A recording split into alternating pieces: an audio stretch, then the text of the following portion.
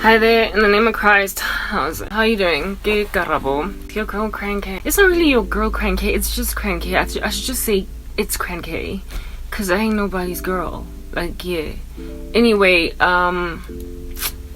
what is this? If I'm looking back there, I'm doing not captions, what do you call this? Edits. So with me doing edits in the back, I will be slightly distracted.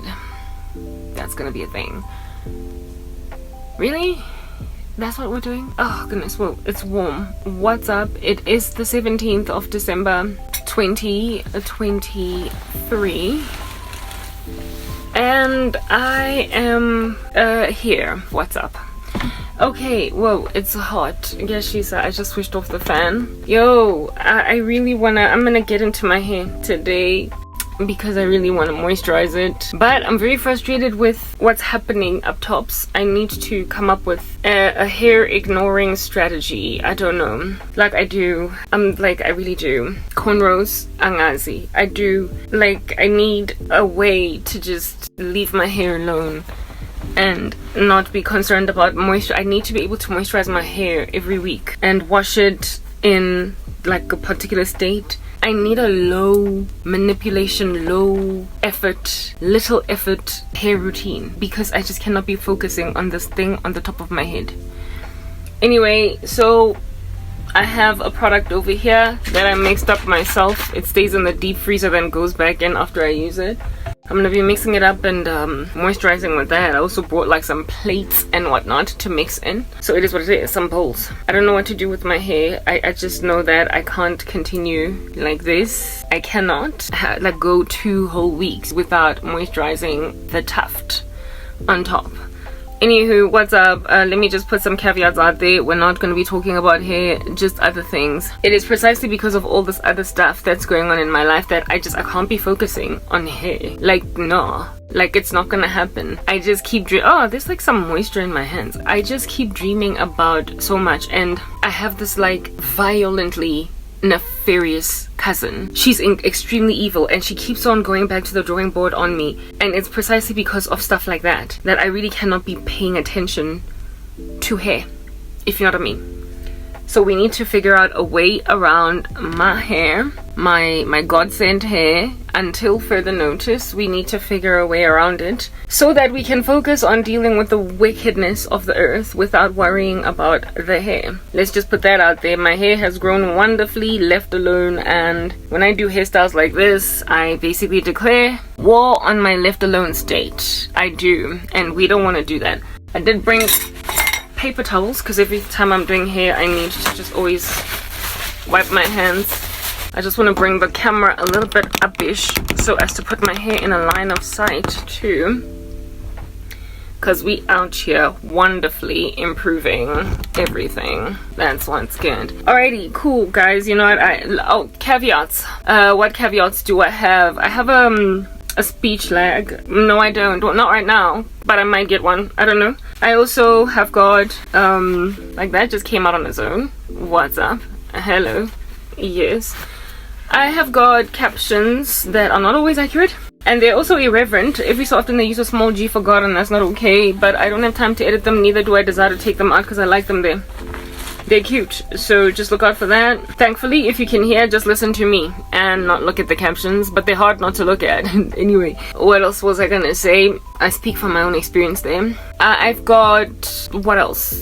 Makeup, yes, app makeup. I'm wearing app makeup. Yeah, so if it bounces around every so often, understand that that's what's going on. Is my method not working really? Like, cause my hair's nice and stretched out. Look at that, like it's so stretched out. I thought that in the center here it wouldn't be stretched out, because in the center here is where it is that like I just kind of like it bulked it. Yeah, I left it. So maybe this does work. I don't know. I mean, just the prospect of doing cornrows at this point, it's just like whatever. But guys, let's just give a round of applause to how jet black my hair is. Look, I've always had black hair, right?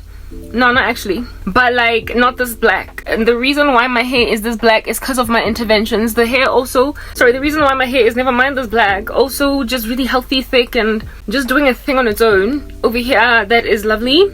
It's because of my interventions. So my hair is doing wonderfully. And I think for someone suffering as we should be dealing with some pretty, like, you know, falling apart hair because life sucks. But, you know, God, just amen, you know, like he has seen it fit to just not let that be a thing. So like, hallelujah.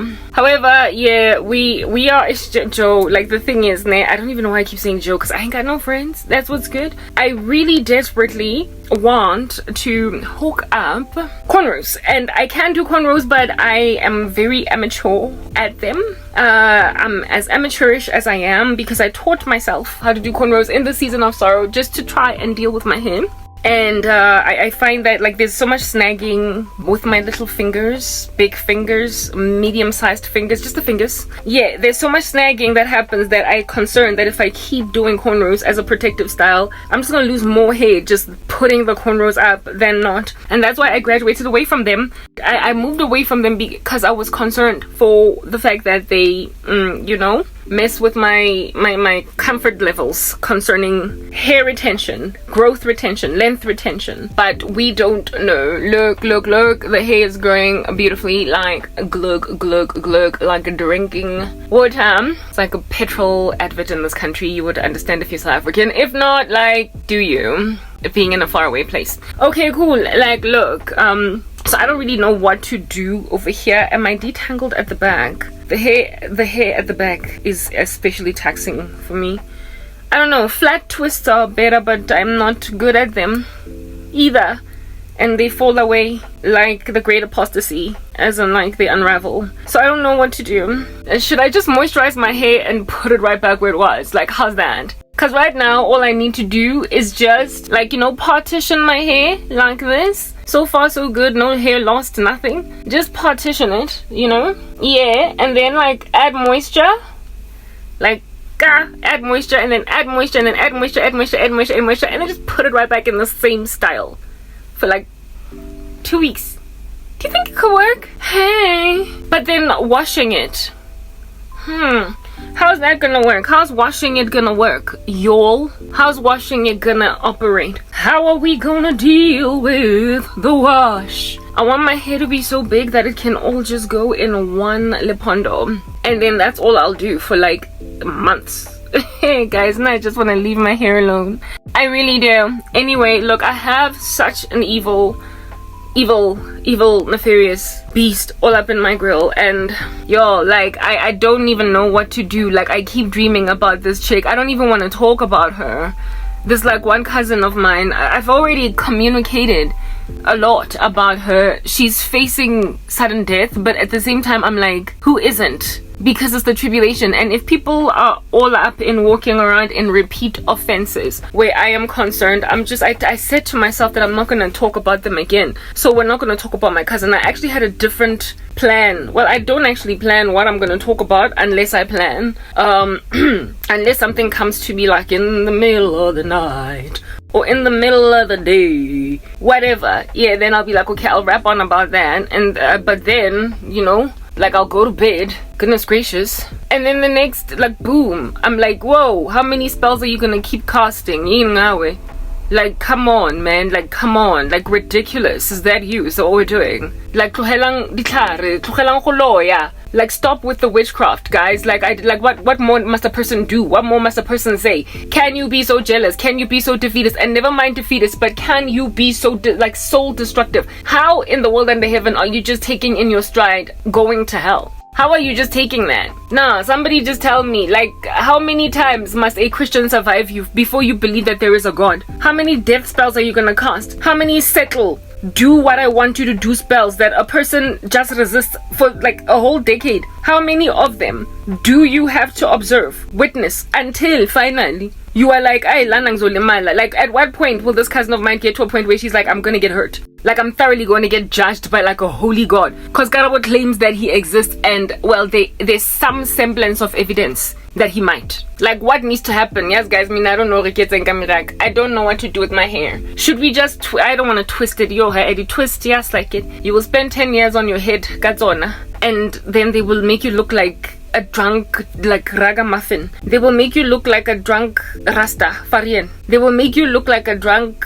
I don't like dreadlocks, I'm sorry, and I don't know, I just don't like them, and twists look like dreads, and I don't like dreads. So yeah, they look kinda, they make you look scruffy. Yeah, there's no neatness, it doesn't look good. It's not something you can just sport indefinitely. There are people, however, that rock twists really well, and I don't know what's so special about them. But other people just look really, really shoddy and messy, and I don't want to be one of those because I don't deal with my hair every single day. I really don't know what to do with this stuff on my head. But the stuff on my head ish. Okay, look. One. Yeah. Look, it's the last days. Good clear. Except I'm already sure. Am I really gonna attempt over here to do cornrows? You know, guys, my cornrow game is so lackluster. Like, it's just so lackluster. Yo, it's just so lackluster. Like, it's lackluster. Lackluster. My cornrow game is not a game. It's more like, I could say, I don't know what you want to call it, but I'm bad at it. And my hair, here it is that it's dry, and I'm busy manipulating it. Apparently, allegedly, that's just dangerous for 4C hair. But you see, the thing about what's going on here at the top of my head is I'm not trying to manipulate this hair too much. I don't know what to do. I haven't got a clue. I don't know what to do. I'm like Timothy Treadle. I get a cramp in my cheeks and my knees go weak. My shell gets so heavy I could hardly speak. I don't know what to do. I haven't got a clue. I don't know what to do. Yeah, if you're from South Africa, you'll know what that's about. If you're not, I'm sorry. It's that basic. I don't know what to do. I don't know what to do. Yeah, but in terms of wickedness, please, we're gonna talk about the evilness of the world right now. Do you evil randos with your evil rando stuff? But my thing is, how long must a Christian show you that what you're doing is gonna send you to hell? Why tribulation? Why must you wait to basically call the Christians bluff? Because from what I see with this cousin, Ebatong, you know, my hair is kind of tangled, you guys, and that's why cornrows are a go. Okay, you know what we're gonna do? Inhale and exhale. Yes, we're gonna inhale and exhale. I really don't know what under heaven to do over here. My hair, it don't move. My hair. Okay, maybe I should just embark on a detangling journey, just section by section. Seeing as I've already kind of straightened my hair, right? I've straightened it. Is that dandruff? No. Yes. No. Yes. No. Hey, as in, my hair is just ooh, wow, ooh. Like, why would I want to moisturize dandruff? Is it dandruff?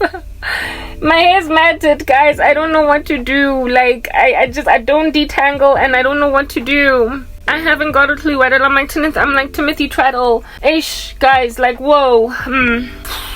Anyway, let me show you my little thing. Right, so, yes, we've got a bowl. We're gonna talk over here briefly. What you're listening to is my little concoction that I made. It's made up of rosemary, cloves, it's made up of onion juice, it's made up of moringa. I meant to say moringa, fenugreek, that's moringa.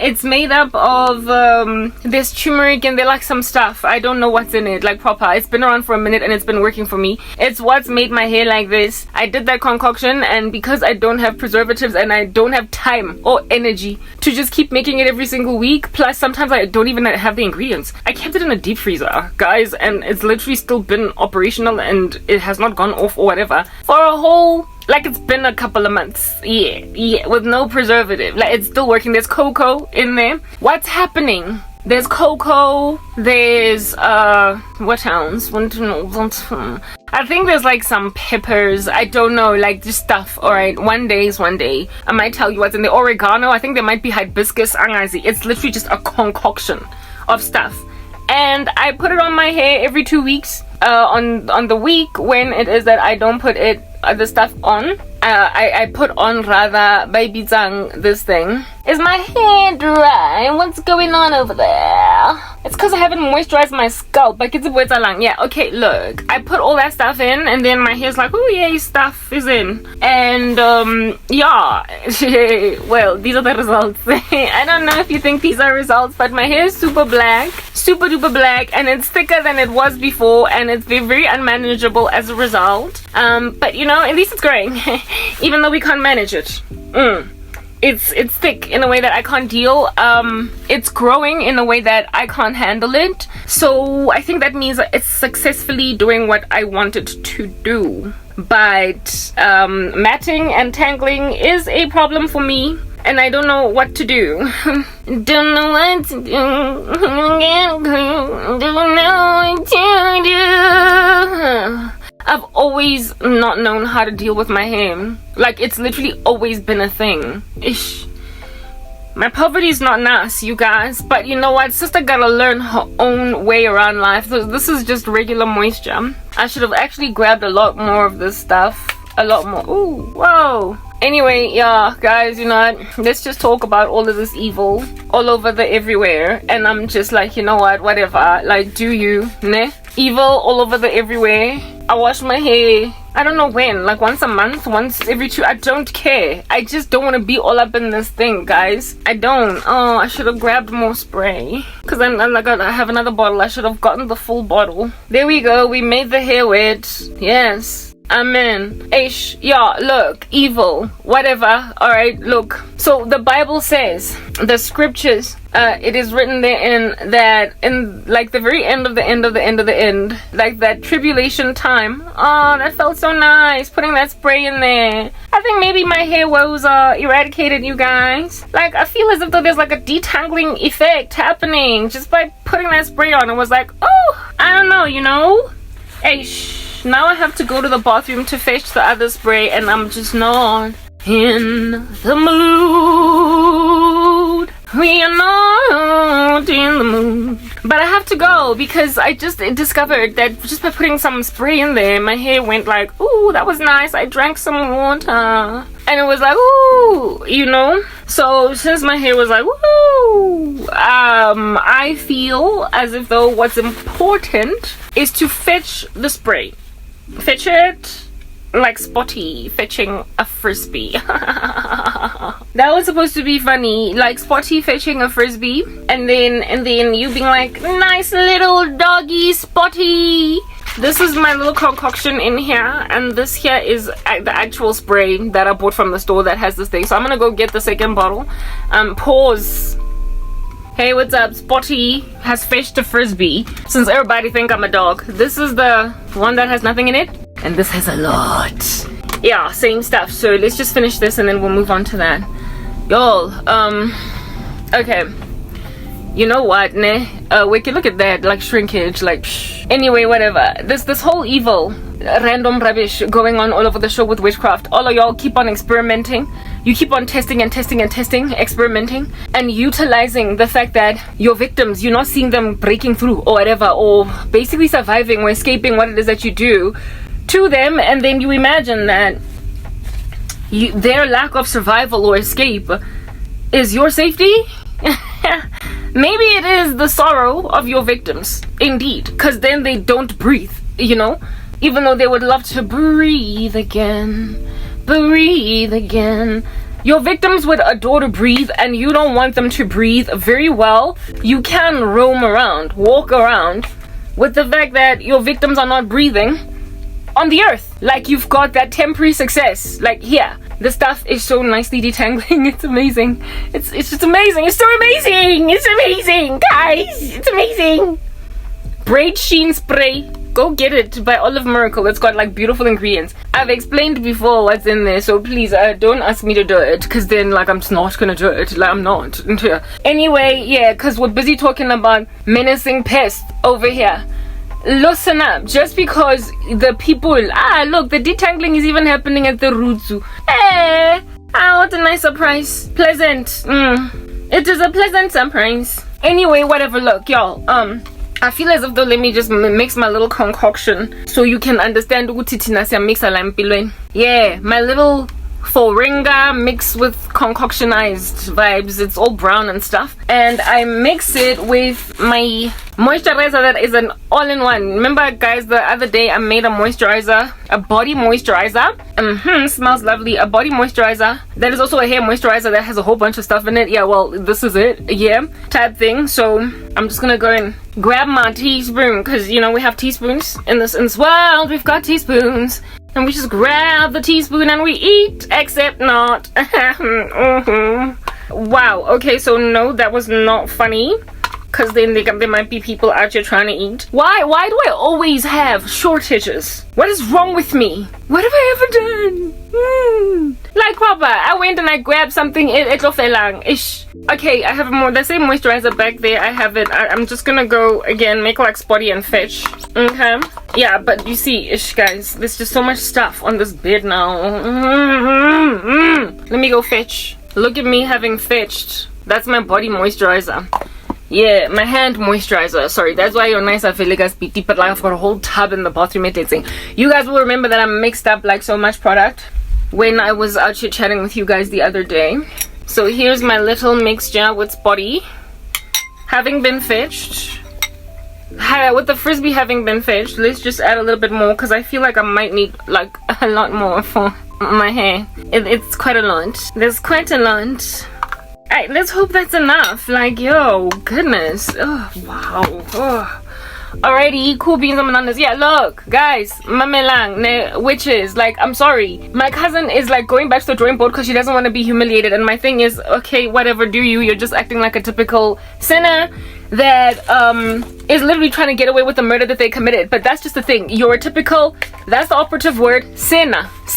Like, that's a thing. Sin actually exists, and it's what it is that you're doing. And the only reason sin exists is because there is a holy God in heaven that said so. He said so. He said that sin exists. You know what, guys? I have not trimmed my ends in a minute. I'm not going to trim them today, but I'm just kind of looking at the fact that it appears they're coming back. But I have like not trimmed them in like a year or something. Like, it's been so successful, that whole strategy. Anyway, whatever, next time, not right now. Okay, yeah, this cousin of mine, you're just a typical sinner. That's what's good, but that's the thing, that's what you are, a sinner. And so because you're a sinner, you're gonna be judged by a holy God. You ought to know that that's like a whole thing, because you confirmed that spirits are real, meaning that there must be a God. There's a creator, there's something otherworldly that happens on earth when you dabble with it, and you have experimented and tested these things and confirmed that they're true. That's the thing about my cousin. Wow, she is devilish. Just walking the streets of South Africa unfettered, and it's very uncomfortable to have to deal nalo satani lona, because I don't know what to do anymore, because I'm tired of talking about her. Like, I'm tired of talking about anyone. I'm tired of talking about the guy in America. Like, I'm just exhausted with all of these people constantly just calling the bluff of God. They are constantly just calling his bluff. Okay, this concoction of mine smells like rosemary, smells like cocoa. Okay, fenugreek, I guess maybe fenugreek, because it smells like maple syrup. It's just a combination, and it smells like herbs and spices. Let's just put that out there. Enkhajaka turmeric, I have to smell it each time to make sure that it's not gone off, and it hasn't. Okay, I've been using this for months, and when I'm done mixing it up in my concoction over here, I mix it with my moisturizer. Okay, it smells like cocoa butter. The whole thing ends up smelling like cocoa butter. What's here? What's in my little thingy-mabobby? What did I spill in here? 1 minute. What is this? Like a little blanket. Whatever. It's like, yeah. Anyway, whatever. Maybe my hair. My hair al dikojana. Oh goodness. That would be little blankies that are in your hair, like fabric in your hair that get left there because, I don't know, you wear cotton didugos. I wear didugu like regular. I don't wear satin scarves, not because I don't want them, but because I don't have them. I don't have money. Okay, well, like, there's a speech lag over there. So this is the concoction. I mix it in. Now you can see it is like a brown liquid type establishment thing. Oh, there's also linseed in here, so it's got that whole linseed vibe. In other words, it's like jelly. Yeah. Okay, don't add too much because it has to be moisture texture. It has to be the texture of a conditioner or a moisturizer. And this is what I use on my hair as a moisturizer leave-in every second week. And it has just bolstered this mane. Yo, okay, there it is. I'm gonna mix it until it's all nicely blended in. And then this is what we're gonna be using for our C component of LCO. It's my homemade moisturizer, and frankly, I would have made it permanently like this and stored it in like the bathroom cabinet or whatever if I had a preservative. Like if I could buy a preservative that'll make sure that my product will last 6 months to a year, that's what I would have done. But I have to keep it in the deep freezer and keep mixing it like this every single new week. Anyway, every single new second week. And like I said, it works like a charm. Okay, so I got my own little hair butter, cool beans and bananas, and as usual it smells like cocoa. After mixing it, it smells like cocoa. Like cocoa is what takes over out of all the ingredients in here. Okay, cool beans, guys, whatever. Yeah, look, God is real. He totally exists. Let's just put that out there. All right, he's the real deal. And when you feel as if though there's no evidence, when you feel as if though there's no evidence of him, whereas you have confirmed the evidence of Satan, on that day you are walking in a reprobate mind. Do you understand? You are walking in a reprobate. Okay, there's my little hair custard. You're walking in a reprobate mind. All right, and that reprobate mind, if at all you're walking in it unfettered, it means that that's what God will leave you to, hand you over to, until he personally will judge you. He no longer can any human being reach you for any reason and sense. People can't talk sense into you. And so because ain't no street evangelist reaching you, because ain't no tele-evangelist reaching you, because nobody, no preacher, no teacher, your own mama, because nobody can talk sense to you, then on that day God will be the one to be like, I told you I exist through Karabo, I told you I exist through Pinky, through Neo, I told you I exist through Tabang and Peter. And for months on end you acted a fool in the run up to your death. I even warned you that you're dying. I even warned you through those servants of mine that if you don't stop this wicked thing, you're gonna die. I showed that I exist by the fact that people found you wanting. They happened upon you doing a strange thing. On the side of the street, thoroughly in all of your nakedness. Unzo lawyer, you were caught, you were busted, and that was your grace, that was your mercy, and you still didn't repent. You only told yourself that all that I am right now is busted. So to make sure that the person that I bewitched never ever tells on me, to make sure that the person that I bewitched never ever gets to a point where they are successfully telling the whole planet what I did, I'm gonna bury them, I'm gonna hide them, I'm gonna put them in a casket, and I'm going to make sure ukuthi akuna muntu omlalelayo. When that is you, when that's what you're out here rolling around as in these unfortunate streets, honey, that's when God is gonna be like, Yazin, I'm done with you, I'm done. This cousin, like, I'm sorry, like, I keep dreaming about her, and it's been happening like pretty much like every week. I'm like 3 times. This chick is oh busy. She's extremely busy with me. She is extremely busy with me. And I feel like she practices in her own capacity, and every so often she pays sorcerers and whatnot. And then my thing with that activity of hers is the day is going to arrive when anyone. She's running away. She is a fugitive. Do you understand? And one day she's going to run into a car accident. I told you guys that she's going to die suddenly. This morning I heard the Lord tell me, after wreaking havoc, still cursing me, trying to make me settle, using my little sister. The thing is, she's busy bewitching my little sister to be my replacement. So she is like worsening the spiritual state of my little sister. Like my little sister already she is kind of cray in the sense that she is persecuting of me with everybody else. And so when then I keep using this scripture over and over and over again, that to basically discourage people from continuing in wickedness. Offenses will come. That's what the Bible says. Offenses will come, but woe to the man through whom those offenses come. And so if you are the instigator of offenses, if you are the person that causes the offenses, woe to you. And my cousin, my little sister is whack. Like, I'm not even gonna lie. She is extremely abusive, extremely persecuting of me. And the reason why she is like that is because people have persecuted me in front of me for years, and she's like a child soldier. I keep describing her as a child soldier. I told you guys that my whole family has turned kids against me. My entire family has turned kids growing up around me to undermine me. And so I keep on with next. Like the kids in the family all treat me like trash because their parents taught them rubbish. That's basically what I'm trying to explain to you guys right now. Their parents taught them utter trash. And so now habambone next and hababone my God next. They just think that my Christianity is a waste of time and I'm nobody. They undermine the living daylights out of me. And the way that these kids are to me is because of their parents. It's because of the grown-ups in the family. So offenses came in that these kids have sinned. But according to the Bible, woe to the man through whom these offenses come. Woe to the one through whom they come, right? So my little sister's attitude and mistreatment of me is because of the way that everyone has treated me in front of her. So her offenses came. True story. Indeed. Her offenses came. Her sins indeed came. However, woe to the ones through whom these sins have come. And this rebellious, disrespectful kid that has made me basically not be able to stand her when she's in the room, having reduced me to a little servant, thinks I am her maid, thinks I am nothing. You know what I mean? Yeah, I can't stand her. That much is a given fact. I don't get along with my little sister in the worst way. Like in the worst way. Harutlane. We don't even talk. Because she's it's like I'm her maid.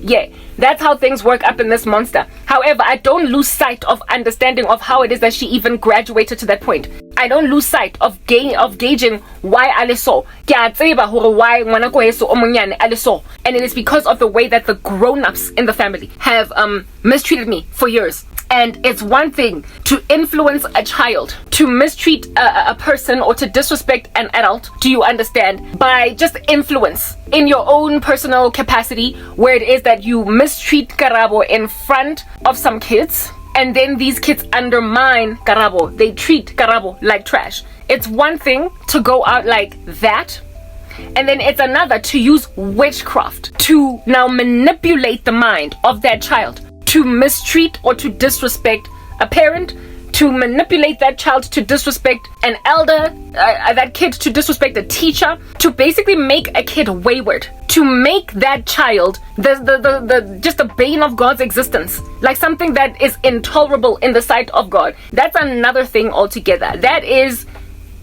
like just on another level of wickedness that the Lord will not take. He just will not tolerate it. And I have seen I don't know how many dreams of this cousin of mine are busy with my little sister, just busy with her, because she has used my mom against me. She has used pretty much anything that she can throw in my direction. She has thrown it. Do you understand what I'm saying?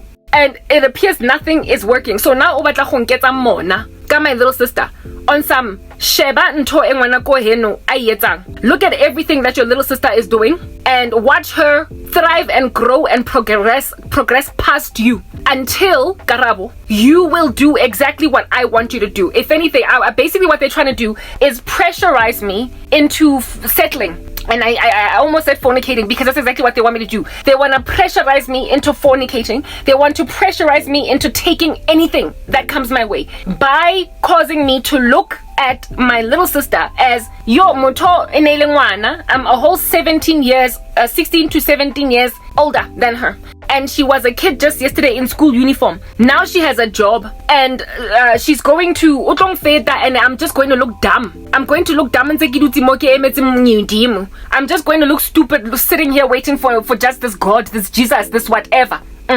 So they are desperate, and in their desperation are literally trying to get me to covet, envy my little sister because of the fact that she was raised in this ridiculous climate, right? And they want me to be like, if she's growing and doing what she's doing with her life, and I'm sitting here basically gathering dust, the day is going to arrive when she is so successful and I'm literally still sitting here get so far. But they're scared of me. They're intimidated by my testimony in Christ. They're intimidated by my waiting on the Lord. And so they're trying to use anything to cause me to hastily just walk in sin, hastily just grab a future, hastily just get a husband and married before my little sister gets proposed marriage to. They want me to just hastily have a baby before my little sister has her pregnancy. They want me to just hastily just do anything at all, just anything, like anything before she does it. And I don't know how many times I've seen dreams where she gets used against me, and one of the biggest users of her spiritually, where it is that she's being manipulated, and hence why I tell Lasona she cannot help, but treat me like trash, because over and above me being mistreated in her presence, there is then also spiritual manipulation helping her along. And I've had so many such dreams, and I've spoken about some of them, and I'm like, so I'm not looking at my little sister as a barometer or a gauge for my success in life. I'm looking at God. Do you understand? And hell will freeze over before I ever compete with a Gen Z as a millennial. I will never win. I will literally never win. Hell will literally freeze over on the day when I go and I grab a person that's like, I'm old enough to be their mom, and then compete with them. Because then on that day, I will end up just like my mother, where you go and you grab your own daughter and you compete with her so badly that you don't want her to get anywhere in life. Hell will freeze over first. So the fact that they're trying to compete me with a person that is entirely out of my league, I'm not in her league, she's not in mine. She is a completely different generation of a person. And so therefore it is irresponsible, as it is indeed similarly irresponsible for any older person to think they can successfully compete with a kid. You will get hurt. Like, literally just gauge at your own colleagues. Look at your own peers. Look at your own peers if at all you want to enter into some kind of a spirit of competition. Because if you go and you fetch children, you're gonna look like those deadbeat old celebrities out here getting all different kinds of nasty plastic surgery to look like the 22-year-old on the market. You will get hurt. Like, compete with those that are truly in your league. Compete with those that are actually truly in your league. And even then, be godly about it. Like, recognize that ugly competition is not of God. Tripping people up so they don't get anywhere is not of God. And so really, faster is what's going to make you sin. Like the stuff that's going to make you cut corners, the thing that's going to make you bewitch your colleagues so you can be number one. That's what happens when you are in a spirit of ugly competition. Competition should be based, do you understand, on talent, skill, and you using yours as best as you possibly can to perhaps come up tops above another person. But the moment you cut corners and use, like I said, witchcraft, like sabotage, all different kinds of nasty underhanded tactics, on that day you're sinning and you are taking for granted that there is no God. You are literally taking for granted that there's nobody that's going to handle you for what you're doing. I am a person that was kicked out of a competition pool with my peers by dirty means, and those dirty means are precisely the reason why today they now want me to be just like them. To get to where they got. And I'm like, I'm sorry, I chose Jesus. So the reason why I'm stranded behind and basically getting essentially the tantamount of nowhere in life is because I won't use shoddy, underhanded means to be better than my peers, because I was using the right methodologies to be better than my peers, to compete successfully with my peers, to get to where I needed to get, and so therefore be promoted, or I guess give credit to where it's due to the best man that actually won with my peers. I was competing with my peers and my peers were competing with me, but they were dirty in their competition. They essentially fixed matches. That's what I'm trying to explain to you guys. They fixed matches. They made sure that people don't get anywhere that are not them. They ensured, they ascertained the failure of those with whom they are competing, and in so playing dirty, then literally manufactured more dirty players in the game. Gamers made a decision that they are all going to play dirty because everybody's playing dirty, and that's just the thing that will put you in the Hunger Games ultimately. That's the thing that is going to put you in the Squid Game ultimately. When you will do anything for money, when you will do anything for number one status, you will disrepute yourself in so doing. In the long run, in order for you to come out number one on the other side, you literally bewitched iskim sakho sonke sabangani. I have a friend enjalo from high school. One of my girls from high school made a decision. Like scheme kaufela nearly 7, and she was nearly 7, including her. And what is this? What decided Uguti yena? She's going to be the most successful out of all of us, and while that can be an ambition that you can write down on your bucket list, everything. Yeah, then the way that you must palakarabo, girl, is bala wankutwa upalakarabo. What is this? Acquire upalakarabo. Go to the gym more times a week than karabo. Do more, essentially, than karabo, so you can conquer karabo. Like, study, take out more majors in varsity than karabo.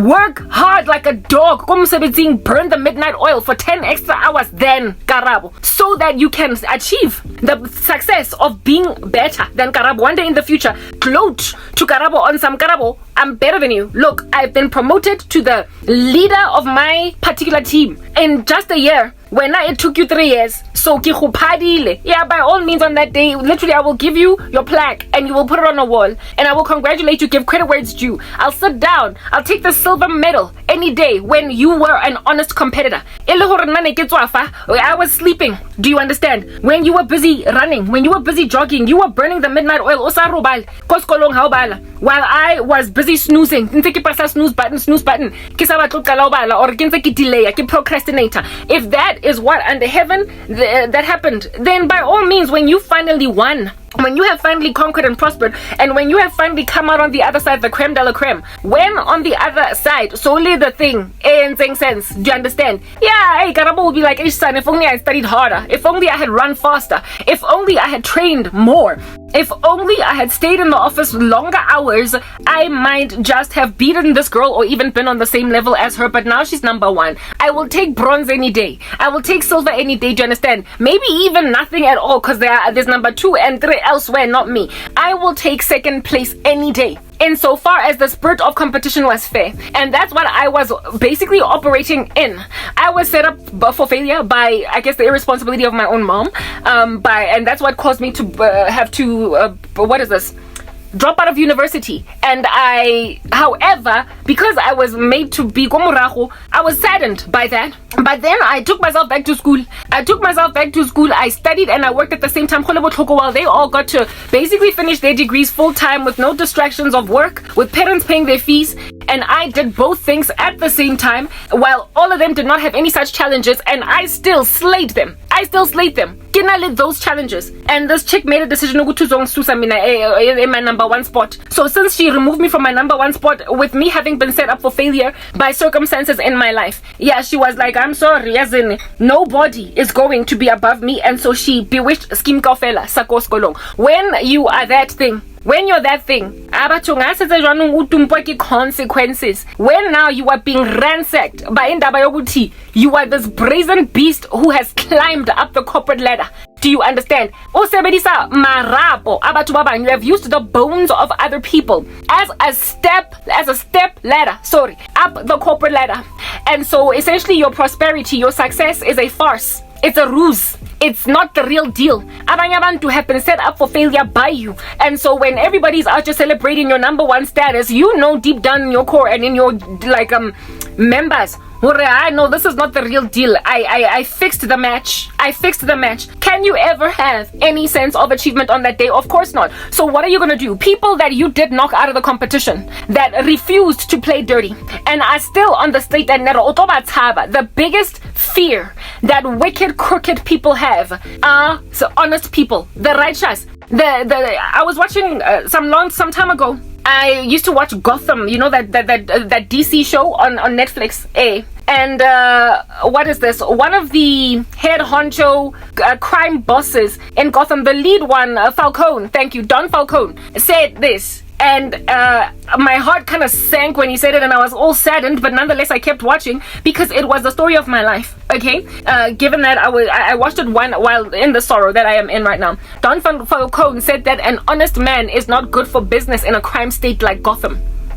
Our biggest enemy as I guess like a criminal syndicate are honest people. And he was speaking to that main cop guy, the lead police guy, Jim. Yeah, he was talking to Jim about how it is that he was trying to counsel Jim because Jim's dad used to be friends with Don Falcone. And Falcone was telling Jim, dude, the only reason why I'm having compassion and mercy on you is because I respect your late father. Your dad was my boy. But really and truly, what you're trying to achieve here in Gotham, dream on. Because an honest man, an honest cop, an honest police officer in the Gotham Police Department, right? GCPD. That's what's good. Gotham City Police Department. Honest cops are rare in a state that is a criminal state. Like, for crying out loud, what was it? Maroney that owned the police force, right? The police force is owned by a gangster.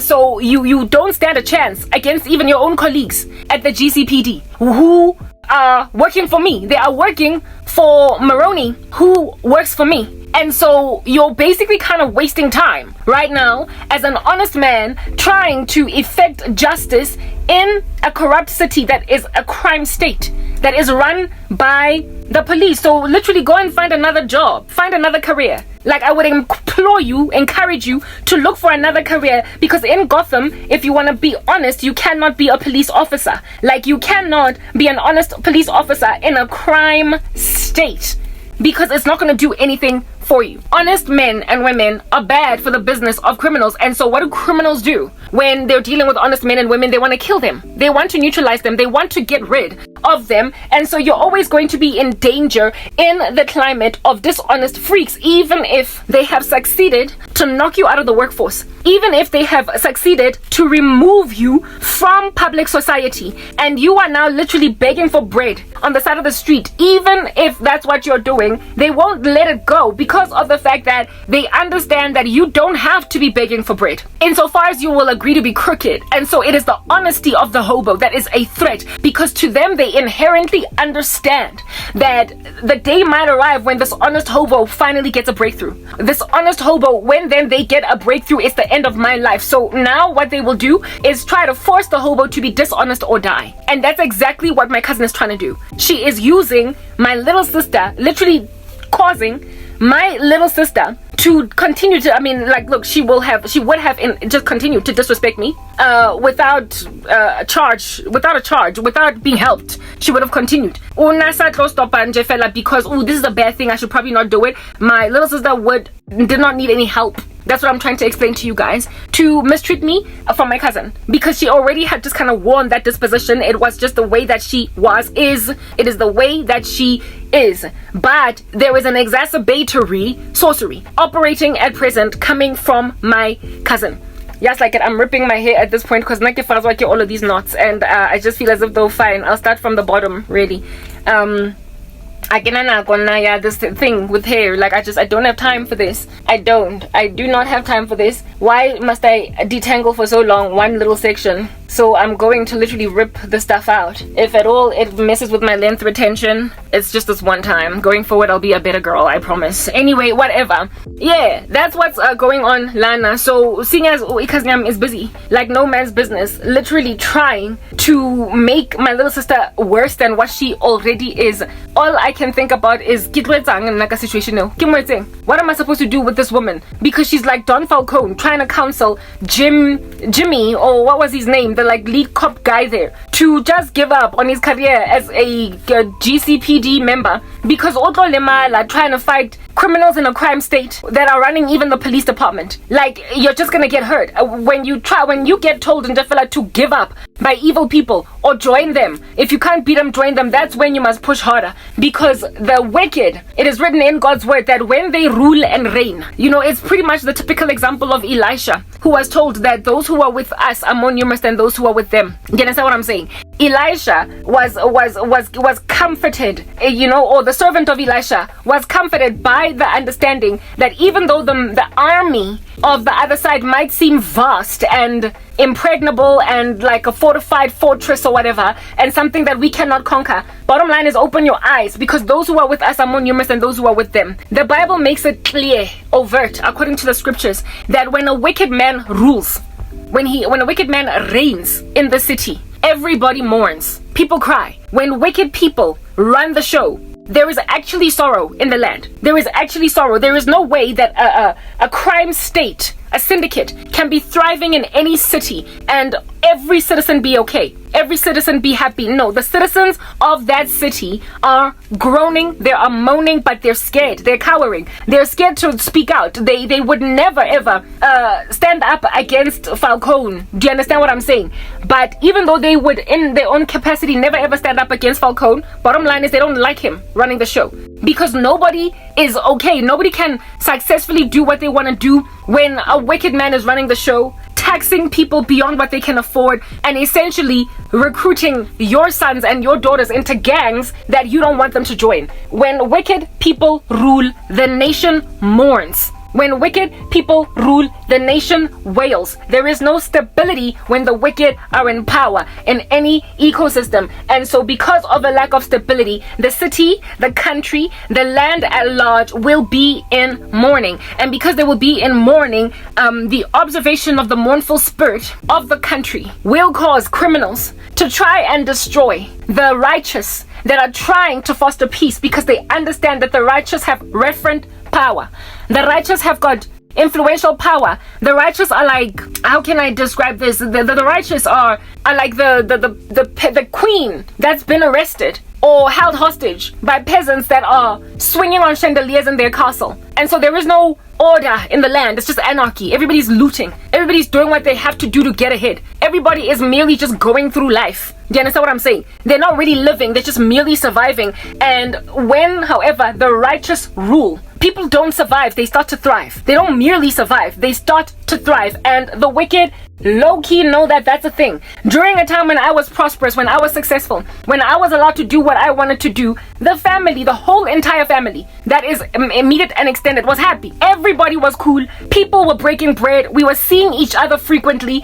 We were among each other as friends. I still had my friends. I had everything in my life. And people were generally happy. At MTN, where I used to work, there was a happiness. There was, so what is this? Work satisfaction. Staff was glad. Yeah, but then there came a time when crooked people started to rule and reign, and everybody started to droop in their constitution. Everybody started to walk around with their faces to the ground. Everybody started to just, make themselves invisible so as to not be too noticeable by the wicked. The evil that were now running the show, people were actively avoiding getting on their bad side. And when you are no longer thriving and bouncing up and down, but merely getting from day to day so as to not be noticed by the gang in the city, there is no joy on that day. And that's what South Africa has been reduced to.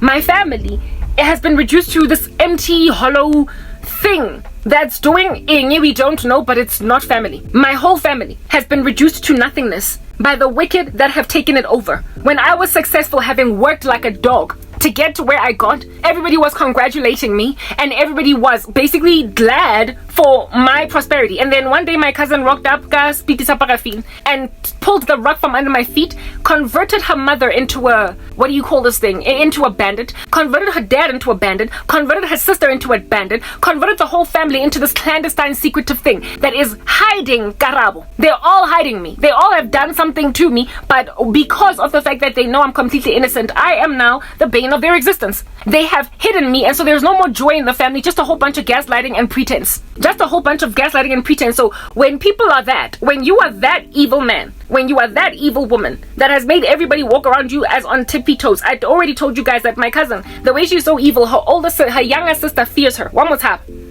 time. She is scared to get on her bad side. I have said that over and over and over again, and I will continue to reiterate on the matter. She is scared of her sister because her sister is a loose cannon. She is a loose cannon. Hauna nto that she is not prepared to do. So if at all her younger sister were to make a decision to support me, she is facing essentially the risk of in and of herself being afflicted by her older sister. Into oblivion if she supported me. So initially she started out supporting me, my younger cousin, on some, but why is this being done to Karabo? And then one day I just lost every ounce of support. Because the wicked work by intimidation. They work by fear and intimidation. Do you understand? They don't influence people to choose them. They scare people into choosing them. They freak people out into choosing them. And so when you freak people out, when you make people choose you because, like I said, you that Satan. That's what's good. On that day, you don't really have power, do you? You just have this whole intimidating thing that you're doing. On that day, on that day, you are umugwajisi. You are gwajisaring the whole country here. Uyagwajisa again. That's what you're doing. You're running after people like you are a bully. That's what you are. You are out here like on some, anyway, to people. And so they are cowering to what it is that you are. People are scared of poverty. People are scared of want and of hunger. First Angela. People are nervous to struggle to feed abantwana babo, struggle to pay for their mortgages, their car installments. People don't want to find themselves unemployed all of a sudden. People do not want to find themselves in a bad bunch. It's what I'm trying to explain to ya. Alright? And so granted that people do not want to be found wanting in that regard. They will do anything to maintain their stability, their peace, and their security.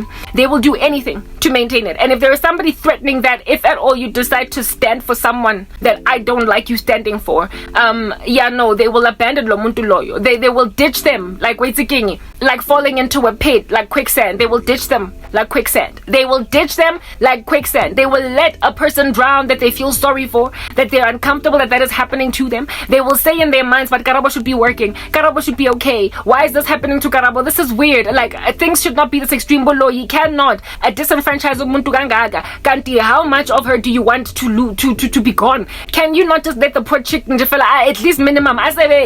She must add a minimum, just be more normal.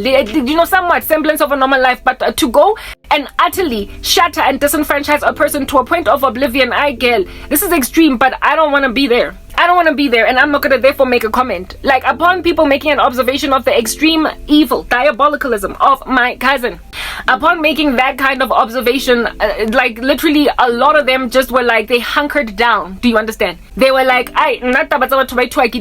they thoroughly made a decision that rather than be a victim of hard knock, I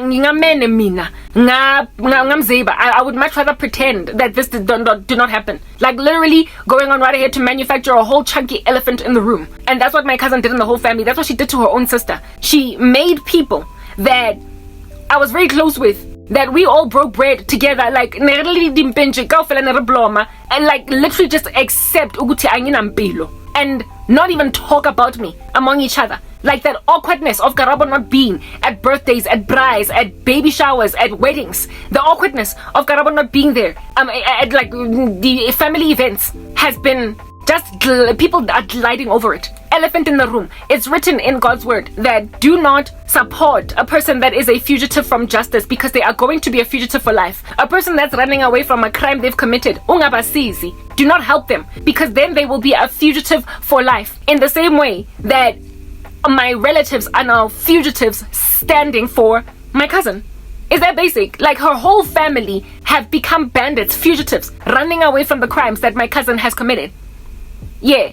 And Abagwazupuma. So are those people happy or glad? Or are they merely just kind of getting through the day, skating on thin ice? That's what's good. When the wicked reign, when they rule at the expense of the righteous, the land mourns. They cry. But when the righteous are redeemed, when they get out and they therefore now run the show, the ecosystem rejoices. So I am righteous in that regard, and I am in some kind of a homeless shelter. I'm living underground. Do you understand? I've been ostracized. I've been marginalized from my own people. And the wicked are running the show. And while they might make like Pablo Escobar and every so often give, like donations to people living in the slums of Brazil, bottom line is he is a terrorist. And most people can't stand his reign of terror. Most people want peace. Most people don't want the wars that he keeps on declaring on the people of Colombia. That's what's good. So when the guy dies, there is a rejoicing in the majority of this of the land. When he dies, there is rejoicing in most people's hearts, because they're sick and tired of running and running and running and running and running. And this cousin of mine is like the Pablo Escobar of the freaking family. Like, she is a beast. She is exorbitantly evil, and she wants to finish She wants to finish it with the hope that nobody is going to spot notice that Karabo was made to sit down and do nothing for years. She is currently attempting to make me sin against God by doing whatever it takes for me to get out from this before my little sister catches up with me. Like, that is like, she's literally, I don't know how many times she has used my baby sister in dreams. And the dream that I got last night was not just of my baby sister, but a man, like some Gen Z. How many times must I keep saying Gen Z? I've been speaking for an hour. Let's save this and move to the next part.